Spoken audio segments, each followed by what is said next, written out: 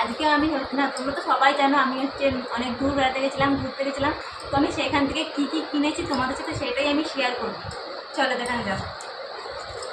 প্রথমে দেখা এই ব্যাগটা হচ্ছে পতঞ্জলি ইনস্টিটিউট থেকে নিয়েছি আমি এটা।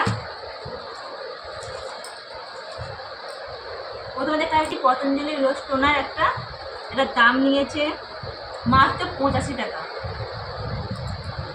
নিয়েছি একটা বডি লোশন, আর নিয়েছি একটা হচ্ছে হজমি। বাট আমার পতঞ্জলি সব থেকে বেশি ভালো লাগে হজমিগুলো, দারুণ খেতে।